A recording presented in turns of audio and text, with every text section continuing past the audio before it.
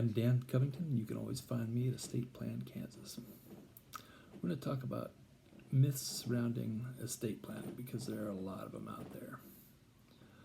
The first and biggest one is estate planning is only for the wealthy, right? But if you think about this, how else are you going to protect your family's interest, their future income needs, if something happens to you? Do you want things to go where you say? Do you want to avoid probate? Do you want to name who manages and administers your assets in the event you're gone? In the not probable but certain event that you're gone, right? And do you want to name who would care for your minor children or how to fund their education for older children? All these require estate planning for everyone. Another myth, I've already told my family my wishes. They already know. They know what I want. No, right? Not to be glib, but do you really want your family to go to the bank for account CDs in a safe deposit box and say, well, he or she told me this is what they would like, okay? Right? That's not going to fly. They need to retitle or liquidate stocks and bonds. Is someone just going to take their word for it because those were the wishes you expressed to them? I don't think so. The Register of Deeds, are they going to be able to go to the courthouse and say we need to change the deed, right?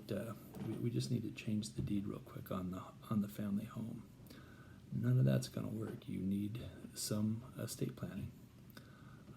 Another fairly common myth is that I have to leave equal shares or equal portions to my children or they can challenge my will or trust. Well, first of all, there's nothing in law that says children need to be treated equally in wills or trusts or any sort of estate planning.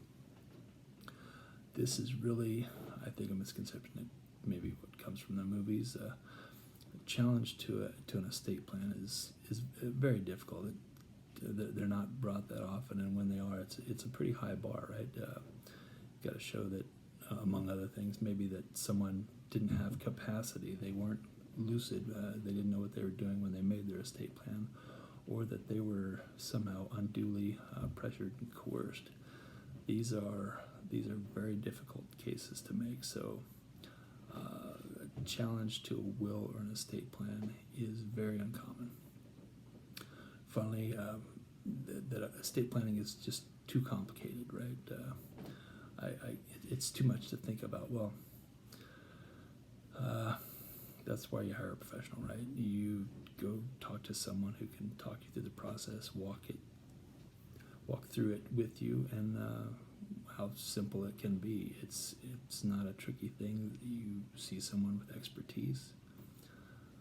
They talk to you about options. You come up with ideas. They draft documents. You sign. So those are just maybe 4 common myths for today on estate planning. But what are you telling yourself to put off estate planning? It may be time to get it done. I hope this helps you. I'm Dan Covington, and you can always find me at Estate Plan, Kansas.